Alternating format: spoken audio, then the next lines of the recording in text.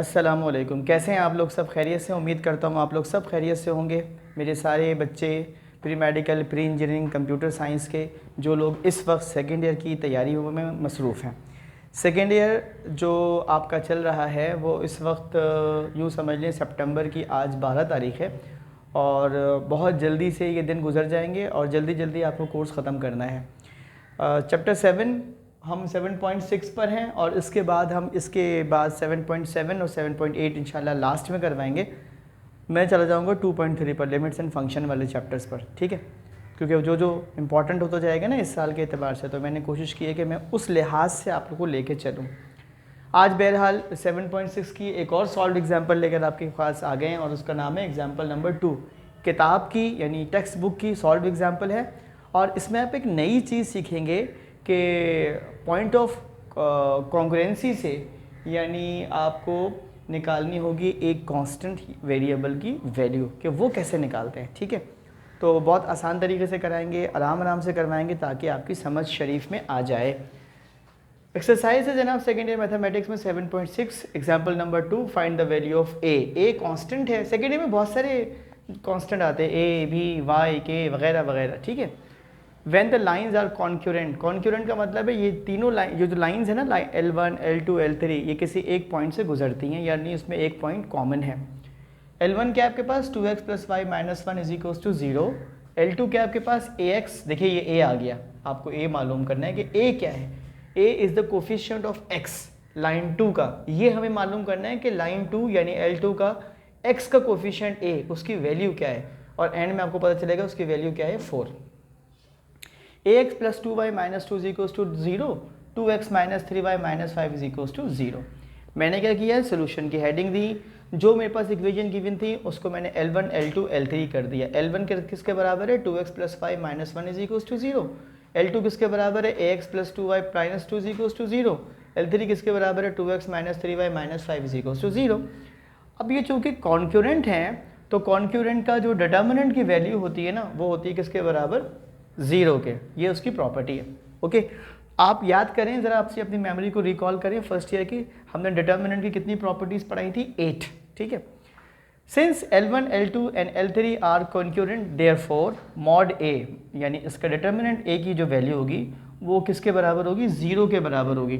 तो हम क्या लिखते हैं, कोफिशिएंट, यानी पहली इक्वेशन का x का कोफिशिएंट क्या था, 2, y क्योंकि सिर्फ y लिखा हुआ है और प्लस के साथ है तो 1, -1 है तो -1 आ गया कांस्टेंट की वैल्यू, ठीक है।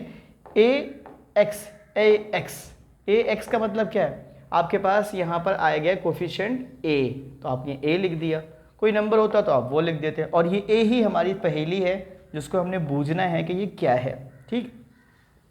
2y कोफिशिएंट क्या है, 2, -2 आ गया, 2x का 2 आ गया, -3y का -3 आ गया, और -5 का -5 आ गया, = 0, ठीक है। R1 के थ्रू उसको एक्सपेंड किया, आप देख सकते हैं जैसे लिखने का तरीका है 2, और ये आपके पास एक डिटर्मिनेंट का पार्ट बनेगा 2 - 2 - 3 - 5, बीच वाला आपके पास माइनस होता है, ये 1 जो है ये माइनस में होगा तो ये -1 आ गया।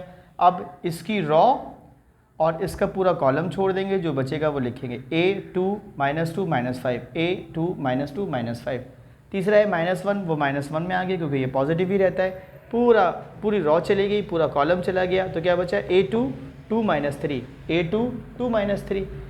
मल्टीप्लाई करने का तरीका क्या है, 2 को -5 से मल्टीप्लाई करूंगा, फिर माइनस करूंगा, और -2 को -3 से मल्टीप्लाई करूंगा, a को -5 से मल्टीप्लाई करूंगा, फिर माइनस करूंगा, -2 को 2 से मल्टीप्लाई करूंगा, 2 को 2 से मल्टीप्लाई करूंगा 4 हो जाएगा, फिर माइनस करूंगा, -3 को a से मल्टीप्लाई करूंगा। मैंने करके भी दिखा दिया, ठीक है, जो कहा है वही करके दिखाया है।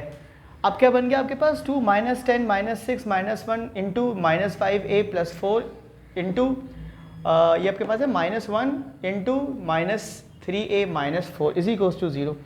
अब चूंकि तुम्हें a की वैल्यू निकालनी है ना, तो ये आप मॉड्यूलस a को हटा दें और लिख लें, क्योंकि ये = 0 है तो आप 0 ही ले लेंगे, 0 के बराबर है।